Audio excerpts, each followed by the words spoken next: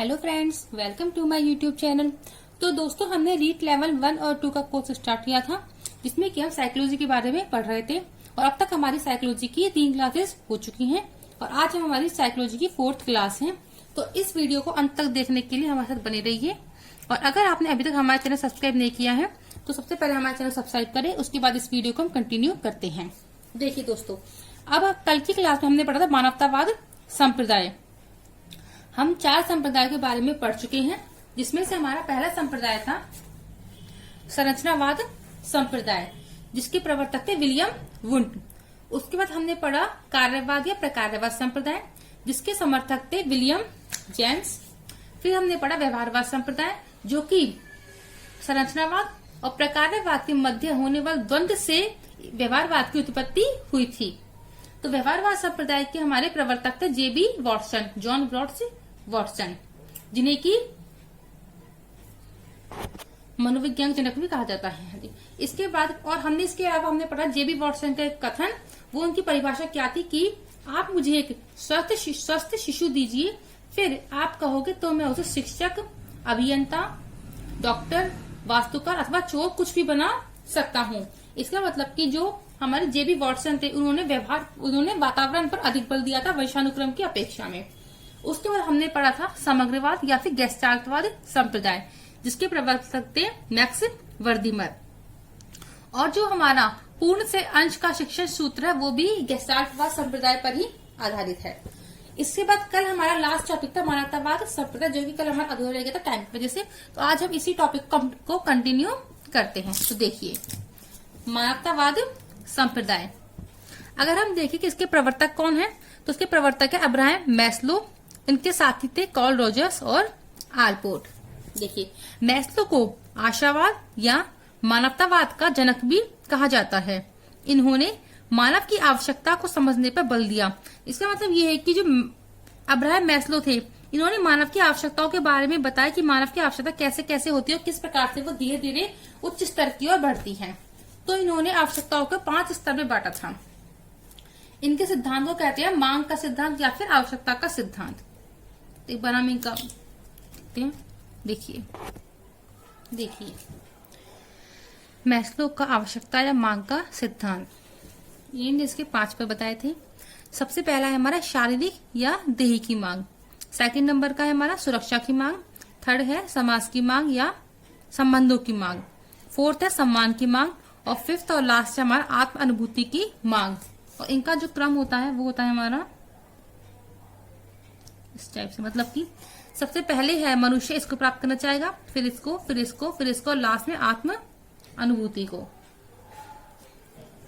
तो देखिए, इसे इन्होंने त्रिभुज के आकार के एक डायग्राम में प्रस्तुत किया था। देखिए, सबसे पहला हमारा शारीरिक या देह की मांग।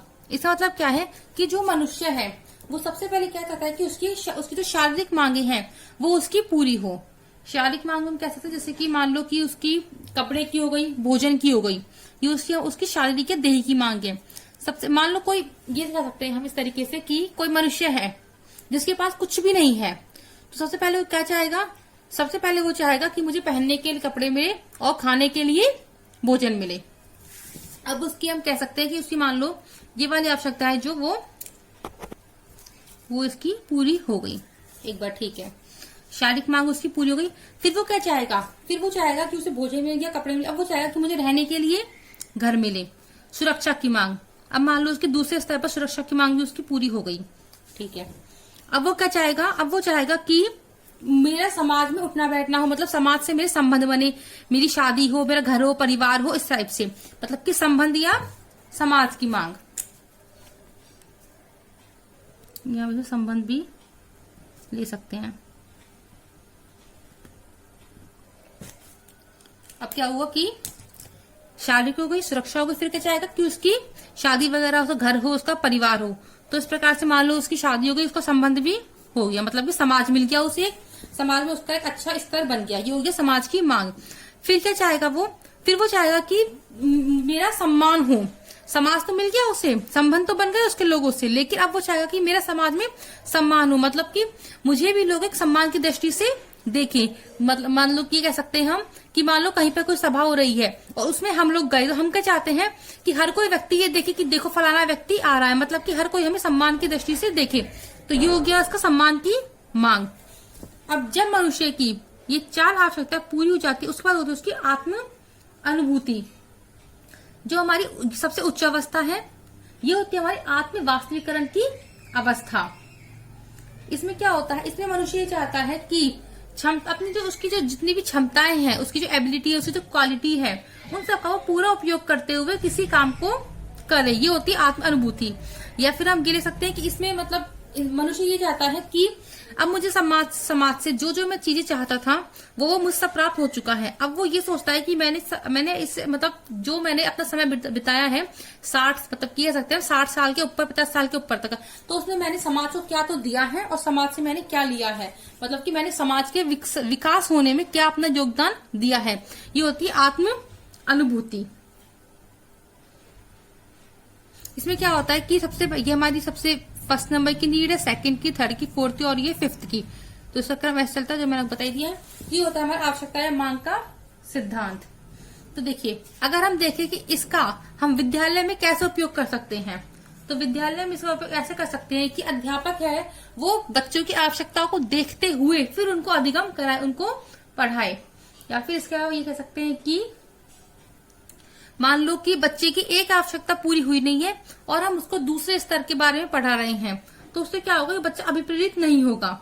और जब बच्चा अभिप्रेरित नहीं होगा तो वो उस चीज का अधिगम नहीं कर पाएगा, उस चीज को सीख नहीं पाएगा। लेकिन अगर जो शिक्षक है वो बच्चे की आवश्यकताओं को समझते हुए फिर उसको पढ़ाता है, तो उससे क्या होता है, एक तो बच्चा अभिप्रेरित होता है और उसके अलावा बच्चे का जो व्यक्तित्व है वो बहुत पूर्ण रूप से विकसित होता है और शिक्षक भी उस व्यक्तित्व को पूर्ण रूप से समझ सकता है। ये हो गया हमारा आवश्यकता या मांग का सिद्धांत। और मुझे पूरी उम्मीद है कि आपको ये सिद्धांत समझ आ गया होगा। इसके अलावा हम ये भी कह सकते हैं कि मनुष्य है वो अपनी आवश्यकताओं से अभिप्रेरित होकर ही कार्य करता है। क्योंकि मान लो कि मनुष्य की ये आवश्यकता पूरी हो गई, उसमें मनुष्य क्या चाहेगा, पहले वो चाहेगा सुरक्षा मिले।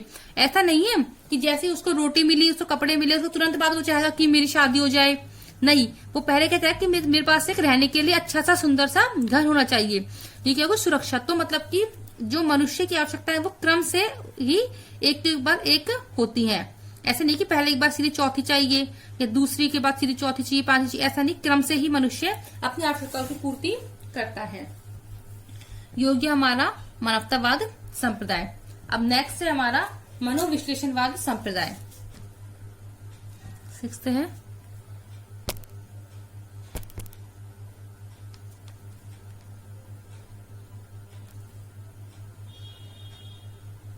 मनोविश्लेषणवाद संप्रदाय।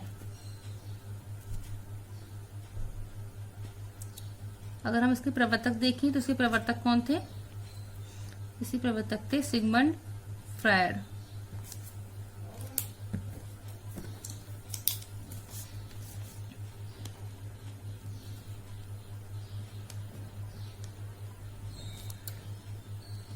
सिगमंड फ्रायड जो कि वियना ऑस्ट्रिया के थे। इसे हम लिख लेते हैं वियना, और वियना में भी कहाँ के, ऑस्ट्रिया के, ऑस्ट्रिया ना कि ऑस्ट्रेलिया। ओके। और इनका जन्म हुआ था एक यहूदी परिवार में।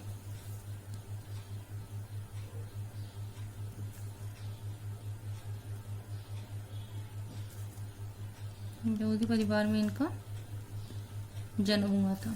तो ये तो इनके बारे में छोटा सा परिचय। अब देखिए, जो सिगमंड फ्रायड थे वो एक पागलों के डॉक्टर थे।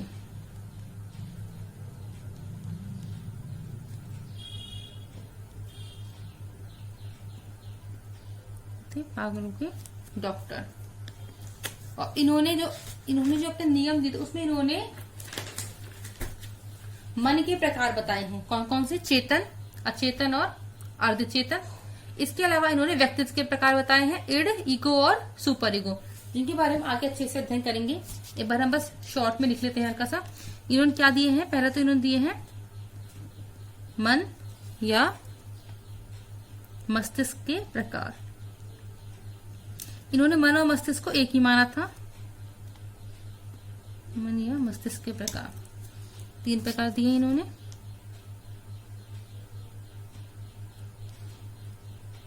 अचेतन मन,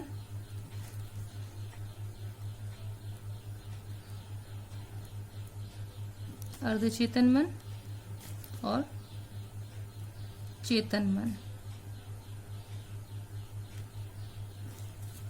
देखिए इनका कहना क्या था कि मनुष्य जब कोई भी कार्य करता है तो उसका 1/10 भाग तो होता है चेतन मन से प्रभावित और शेष 9/10 भाग होता है अर्धचेतन और चेतन मन से प्रभावित।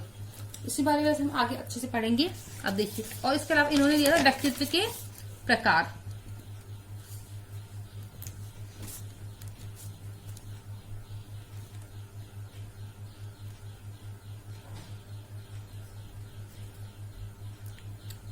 व्यक्तित्व के प्रकार जो भी इन्होंने 3 बताए थे, इदम, अहम और पराअहम, जिन्हें हम बोलते हैं इड, ईगो और सुपर ईगो। जिन्होंने व्यक्तित्व के 3 प्रकार बताए थे। इनके अनुसार क्या था, देखिए इदम क्या होता है, इड होता है जो कि इसमें की होता है कि मतलब जो व्यक्ति होता है वो सिर्फ अपने मन की करता है, मतलब उसके लिए सिर्फ वो खुद मैटर करता है कि वो उसे क्या अच्छा लगता है, उसे ये इससे कोई फर्क नहीं पड़ता कि समाज क्या चाहता है या फिर समाज के लिए क्या चाहिए। वो सिर्फ एक इसे कह सकते हैं स्वार्थी टाइप का, ये होता है हमारा इदम। और अहम में क्या होता है कि वो अच्छे बुरे की पहचान करने के बाद किसी कार्य को करता है। और पराअहम क्या होता है, ये होता है हमारे आदर्शवादी, इसमें जो बिल्कुल मतलब कि आइडियल चीज होती है उसी को ये करता है, नैतिकतावादी कह सकते हैं हम इसे। इसी बारे में आगे अच्छे से पढ़ लेंगे। और देखिए जो हमने पढ़े थे अचेतन अचेतन मन के बारे में, तो देखिए जो हमारा अचेतन मन होता है इसमें हमारी होती है दमित इच्छाएं, मतलब कि जो इच्छाएं, जिन इच्छाओं को मनुष्य समाज के सामने पूरी नहीं कर पाता है, वे इच्छाएं उस मनुष्य के अचेतन मन में चली जाती हैं। और चेतन मन क्या होता है, जो भी हम सामने व्यवहार करते हैं वो हमारा चेतन मन होता है। देखिए जो हमारी भावनाएं होती हैं, संवेग होती है, ये सब हमारे अचेतन मन में ही होते हैं, दमित इच्छाएं कह सकते हैं हम इसमें। ये हो गया हमारा। इस प्रकार से हमने अब संप्रदाय के बारे में पढ़ चुके हैं। तो हमने सबसे पहले पढ़ा था हमने संरचनावाद संप्रदाय, हल्की स्थिति पर क्या क्या पढ़ा, देखिए पहले पढ़ा हमने संरचनावाद संप्रदाय, विलियम वुंड के द्वारा जिसे दिया गया था, और विलियम वुंड ने मनोविज्ञान की प्रथम प्रयोगशाला स्थापित की थी। फिर पढ़ा हमने विलियम, इसके बाद पढ़ा हमने संरचनावाद के बाद, फिर पढ़ा हमने प्रकारवाद या कार्यवाद संप्रदाय, जिसके प्रवर्तक थे विलियम जेम्स। इन्होंने चेतना के कार्यों को समझने पर बल दिया था। इसके अलावा इन्होंने प्रत्यक्षीकरण पर भी सर्वाधिक बल दिया था। फिर पढ़ा हमने व्यवहारवाद संप्रदाय, जो कि दिया गया था जेबी वॉटसन के द्वारा। इन्होंने 3 पुस्तकें लिखी थी, व्यवहार,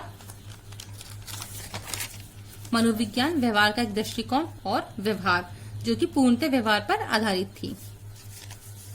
और इन्होंने जेबी वॉटसन ने वातावरण पर प्रमुख बल दिया था और अनुवांशिकता पर कम बल दिया था। फिर पढ़ा हमने गेस्टाल्टवाद संप्रदाय, जिसके प्रवर्तक थे Max Wertheimer, Kohler, Kurt Koffka, Kurt Lewin. इन्होंने दिया था पूर्णता या समग्रता पर महत्व, पूर्ण से अंश की और शिष्ट इसी सिद्धांत पर आधारित है। ठीक है। फिर हमने पढ़ा था मानवतावाद संप्रदाय, अब्राहम मैस्लो के द्वारा। इन्होंने मांग के सिद्धांत को दिया था, जो कि त्रिभुजाकार आकृति में था। इन्होंने 5 प्रकार बताए, जो कि शारीरिक, सुरक्षा, समाज, सम्मान और आत्म अनुभूति, जो कि नीचे से ऊपर के क्रम में चलते हैं। ये हमारी बेसिक नीड्स होती हैं और ये हमारी उच्च स्तर की होती है। फिर पढ़ा हमने मनोविश्लेषणवाद संप्रदाय, जिसके जनक थे सिगमंड फ्रायड, जो कि पागलों के डॉक्टर थे, और जिन्होंने मन के या मस्तिष्क के 3 प्रकार बताए, अचेतन, अचेतन और चेतन। और व्यक्ति के 3 प्रकार बताए, इड, ईगो, सुपर ईगो, इदम, अहम और पराअहम। अब हम पढ़ते हैं मनोविज्ञान की शाखाएं। मनोविज्ञान की कौन कौन सी शाखाएं हैं, ब्रांचेज ऑफ साइकोलॉजी।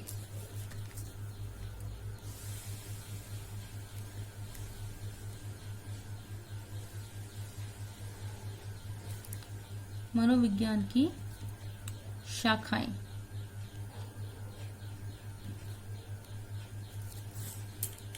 बस इनके नाम ही लिखेंगे। पहला इसमें शिक्षा मनोविज्ञान,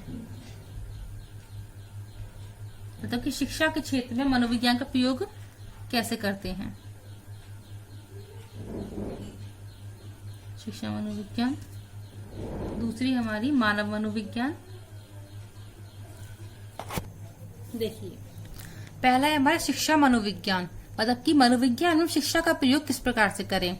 सेकंड है मानव मनोविज्ञान, मतलब कि मानव के अध्ययन में हम शिक्षा मनोविज्ञान का प्रयोग किस प्रकार से करेंगे। बाल मनोविज्ञान, किसी बालक के अध्ययन में।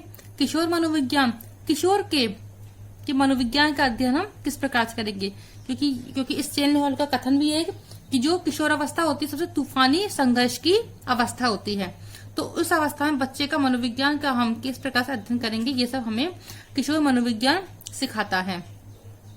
फिर हमारा प्रौढ़ मनोविज्ञान, जो प्रौढ़ होते हैं, मतलब कि कह सकते हैं हम कि किशोर अवस्था से जो निकल चुके हैं, उनका जो मनोविज्ञान है उसका अध्ययन में किस प्रकार से कर, उनके बारे में किस प्रकार से सोचे, ये पढ़ेंगे प्रौढ़ मनोविज्ञान में।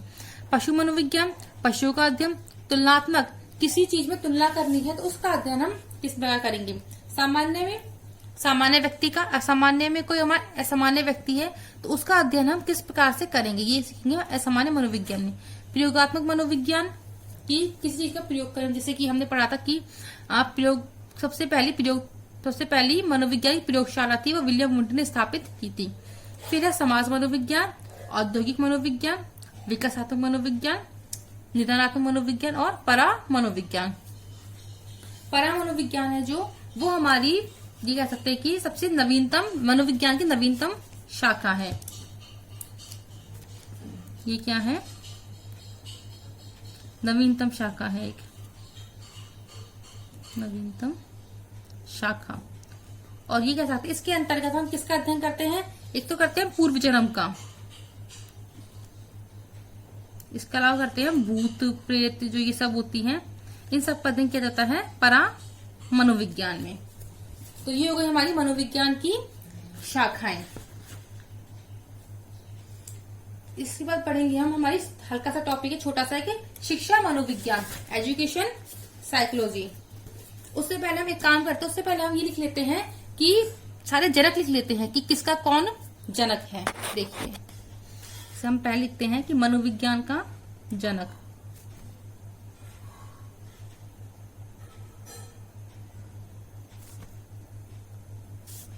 मनोविज्ञान का जनक किसे कहा जाता है। इसका आंसर क्या होगा हमारा, अरस्तु।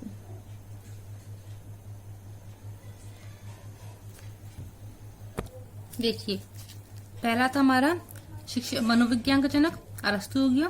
शिक्षा मनोविज्ञान का जनक कौन है, थार्नडाइक। प्रयोगात्मक मनोविज्ञान का जनक विलियम वुंट।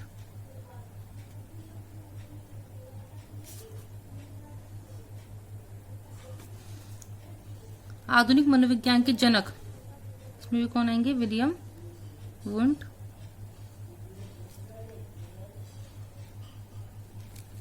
अमेरिकन मनोविज्ञान के जनक विलियम जेम्स।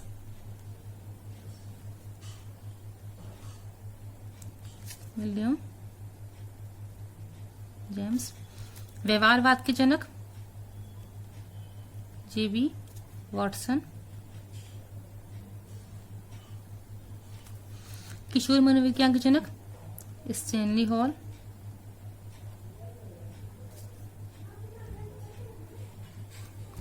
पशु मनोविज्ञान के जनक थार्नडाइक।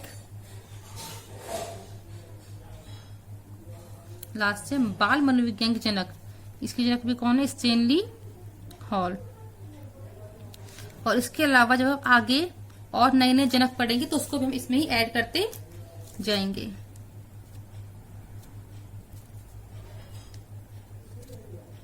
ये हमारे 9 हो चुके हैं, बाकी आगे भी तो विश्लेषणवाद के, मनोविश्लेषण के, इसके अलावा किंडरगार्टन विधि के, संज्ञानात्मक आंदोलन के, मनोलैंगिक के, मूल प्रवृत्ति के, ये सब भी आएंगे जिनको कि हम आगे लिखते, इसी पेपर में आगे लिखते जाएंगे।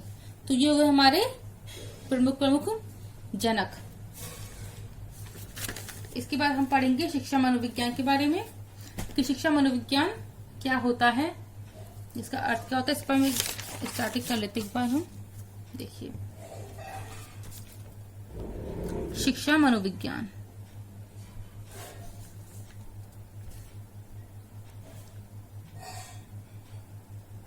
शिक्षा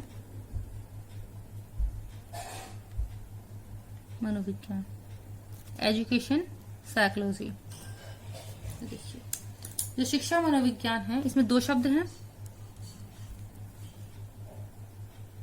शिक्षा और मनोविज्ञान, एजुकेशन साइकोलॉजी। अब देखिए, शिक्षा का अर्थ क्या होता है। शिक्षा का अर्थ होता है व्यवहार का परिमार्जन।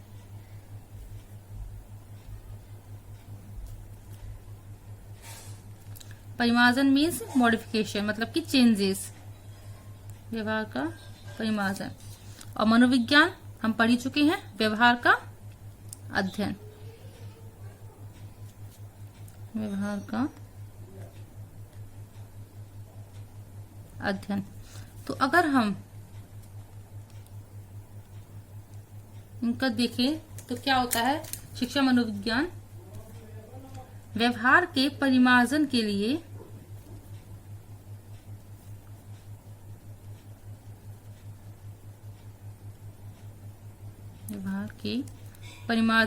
व्यवहार का अध्ययन करना,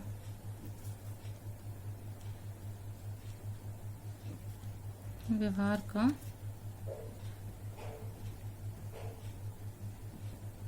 अध्ययन करना क्या कहलाता है हमारा, शिक्षा मनोविज्ञान। अब अगर हम देखें कि जो शिक्षा है इस शब्द की उत्पत्ति कहाँ से हुई है, तो एक बार हम शिक्षा को लेकर चलते हैं।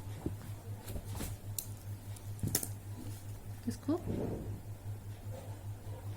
शिक्षा मतलब कि एजुकेशन। देखिए, अगर हम देखें इसकी उत्पत्ति तो शिक्षा, इसकी उत्पत्ति हुई है शिक्ष धातु से। शिक्ष धातु जो कि संस्कृत भाषा का एक शब्द है, शिक्ष धातु। और इसका अर्थ क्या होता है, इसका अर्थ होता है सीखना या सिखाना। ये क्या हो गया, इसका अर्थ हो गया। तो शिक्षा शिक्ष धातु से बना है जो कि संस्कृत भाषा का है और इसका अर्थ होता है